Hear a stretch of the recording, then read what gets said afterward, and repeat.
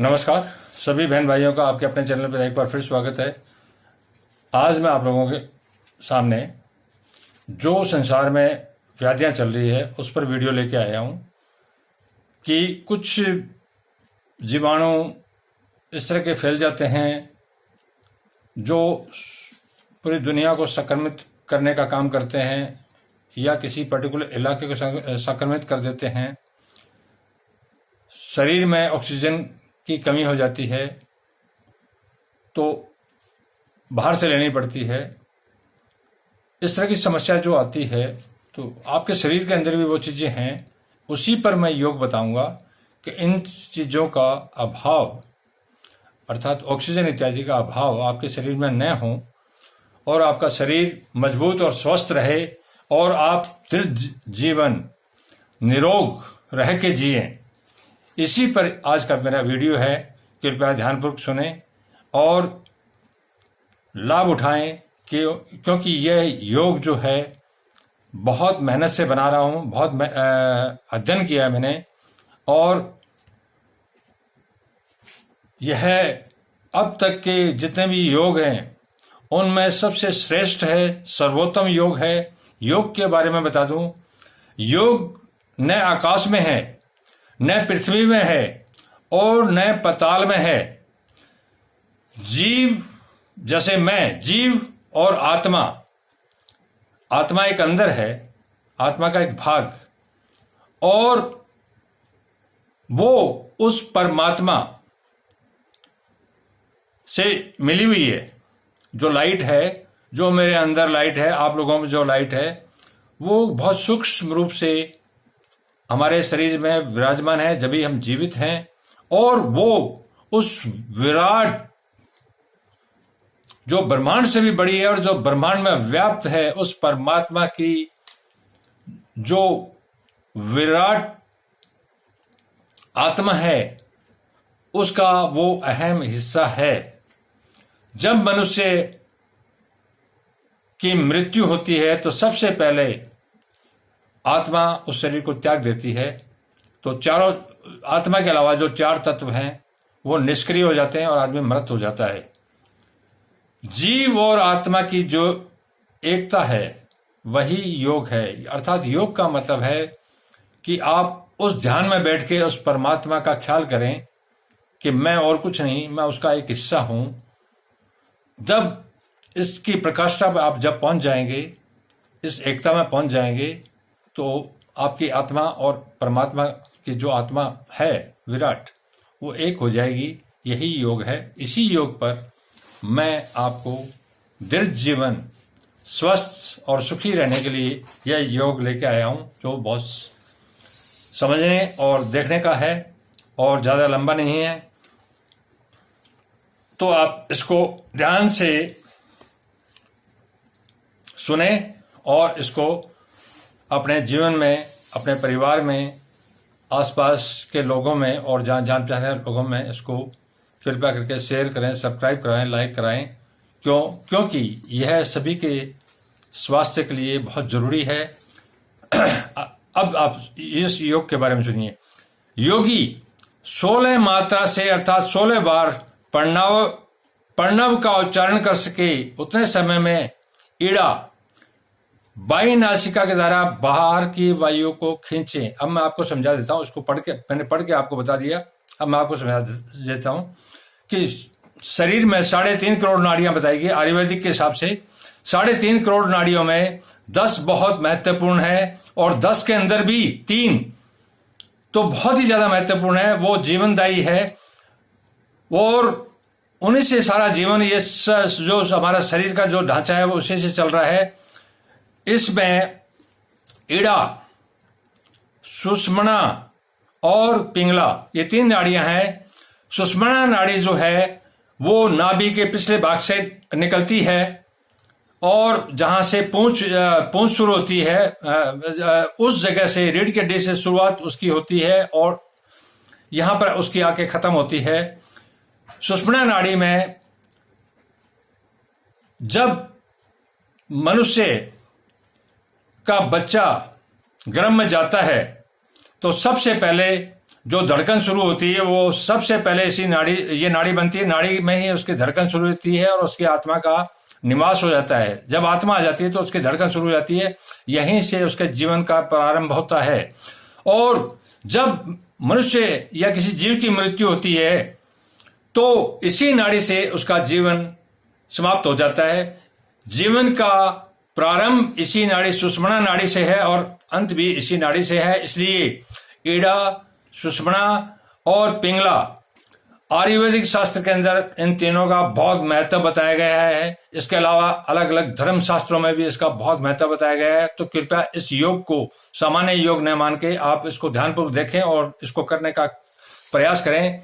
ये अभ्यास के द्वारा हो पाएगा। तो मैं आपको बताता हूं, योगी 16 मात्रा से अर्थात 16 बार प्रणव का उच्चारण कर सके उतने समय में ईड़ा बाई नासिका के द्वारा बाहर की वायु को खींचे। अर्थात मैं बताता हूं आपको कि बाई नासिका ये वाली आपको ये नासिका बंद करनी है और इस तरह से 16 बार प्रणव का मतलब है ओमकार, ओम इतना समय, तो 16 बार जितना ओम बोलेंगे उतने समय तक आपको इस बाई नासिका से श्वास को जब वातावरण शुद्ध हो तो आपको अंदर लेना है। इस तरह से 16 बार प्रणव के टाइम तक आपको सुबह शाम जब वातावरण शुद्ध हो, जब आपको लगे कि किसी तरह का प्रदूषण नहीं है, उस समय इस योग को करें। 16 बार बाई नासिका से श्वास को अंदर खींचें, अर्थात ओम बोलने जितना उच्चारण करें उतना। बाई नासिका के द्वारा बाहर की वायु को अंदर खींचे। इस तरह इस नासिका से आपको वायु होना। यह पूरक प्राणायाम है।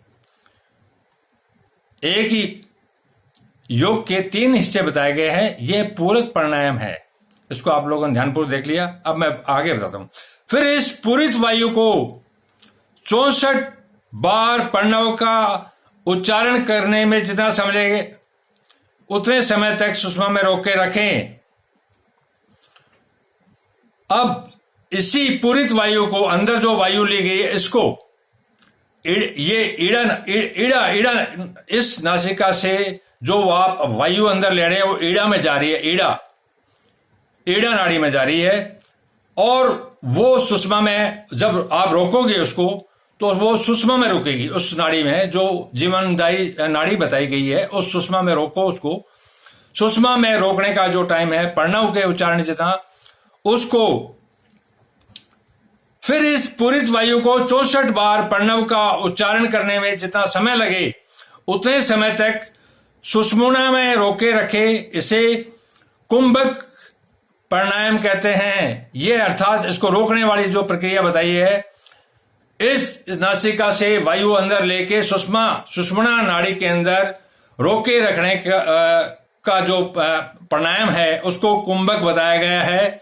अर्थात पूरक प्राणायाम द्वारा वायु को अंदर खींचें और कुंभक प्राणायाम के द्वारा उसको सुषुम्ना नाड़ी में रोके रखें। यह कितनी बार करना है? यह प्रणव ओमकार ओम के जितना उच्चारण में जो समय लगे 64 बार।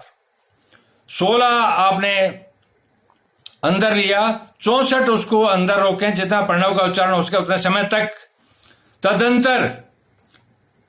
उसके बाद 32 बार प्रणव के उच्चारण का जितना समय लगे उतने समय में धीरे धीरे पिंगला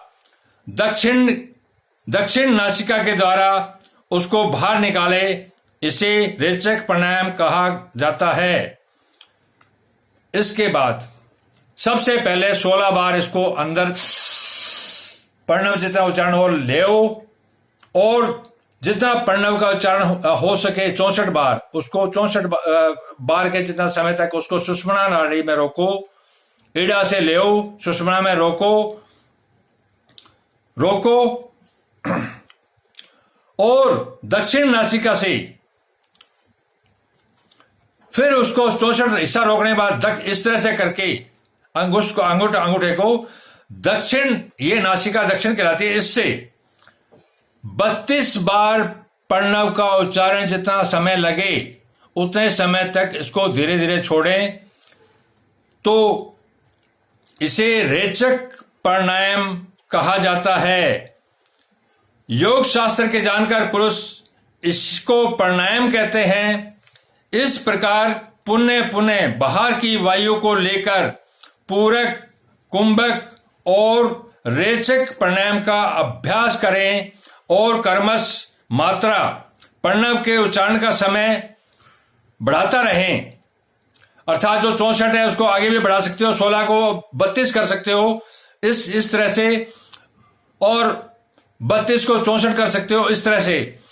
वो आपकी सुविधा और आपके शरीर की क्षमता के हिसाब से है। तो लेकिन जो मात्रा मैंने बताई है 16, 64 और 32, इसी मात्रा में आपको ये प्राणायाम करना है।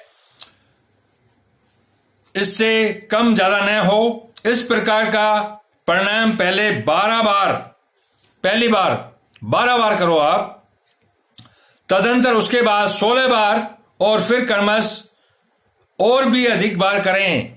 पहली बार जब आप ये प्राणायाम करें तो 12 बार करें, दूसरी बार 16 बार करें, क्रमश और भी अधिक, और फिर क्रमश और भी अधिक बार करने का प्रयास करें। प्राणायाम 2 प्रकार के होते हैं, संगर्भ और विगर्भ। जो इष्ट के जप का ध्यान आदि से युक्त होता है उसे ज्ञानी जन संगर्भ कहते हैं। अर्थात किसी देवी देवता विशेष को अपने ध्यान में रखते हुए जो प्राणायाम जो होता है उसे ज्ञानी जन संगर्भ कहते हैं। और जब ध्यान आदि से रहित प्राणायाम को विगर्भ जानना चाहिए। इस प्रकार का प्राणायाम का अभ्यास करते समय शरीर में पसीना आ जाए, इस तरह का प्राणायाम करते तो उसको अधम कम अर्थात कंपकपी पैदा करने वाला होने पर उससे मध्यम और भूमि त्याग। इस प्राणायाम में इतनी ताकत है कि आप अगर जमीन पर बैठ के कर रहे हैं, जमीन पर भी बैठ के अलाती पलाती मार के इसको करें। और ये प्राणायाम एक सीमा तक, उस हद तक आपको बढ़ा देगा कि कंपकपाहट जब शरीर में शुरू हो जाए तो मध्यम श्रेणी का प्राणायाम कहलाएगा। और भूमि त्याग का मतलब है कि आपका शरीर हवा के अंदर ऊपर उठने को लग जाए। तो भूमि त्याग, पृथ्वी से ऊपर जाने को उत्तम प्राणायाम कहते हैं। एक समय ऐसा भी आ सकता है और आता है कि आप भूमि से ऊपर उठ जाते हैं। जब तक उत्तम प्राणायाम तक न पहुंचा जाए तब तक अभ्यास करते रहना चाहिए। इस प्राणायाम का जब तक आप भूमि त्याग न कर दे तब तक पूरे जीवन भर प्रयास करते रहें। तो ये प्राणायाम जो है बहुत मैंने बताया, उसको ध्यानपूर्वक देखें मैंने किस तरह से कर रहा हूं और किस तरह की मात्रा से करके आपको मैंने बताया, उसी तरह से करें। और ईड़ा, पिंगला और सुषुम्ना नाड़ी का महत्व समझें। और इससे आपका जो ये चेस्ट का हिस्सा है, जो आते हैं, वो इतनी मजबूत हो जाएगी कि क्योंकि इससे आपके अंदर ऑक्सीजन जाएगी। ऑक्सीजन जाने से इतना मजबूत हो जाएगा कि आप में किसी तरह का संक्रमण कभी आ भी गया तो उससे लड़ने की क्षमता आपके फेफड़ों के अंदर ऑटोमेटिक वैसे ही पैदा हो जाएगी। ये तो एक सामान्य प्रक्रिया, लेकिन इसके बहुत अच्छे परिणाम हैं। आप करेंगे तो इसको पाएंगे।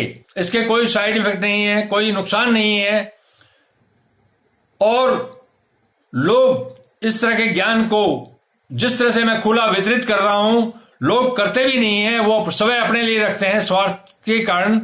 मैं आपको खुले रूप में बता रहा हूं कि ये इतना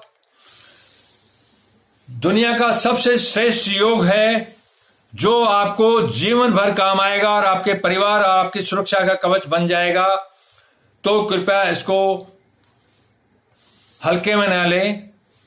मेरी आप लोगों से यही प्रार्थना है। धन्यवाद। शुभ रात्रि।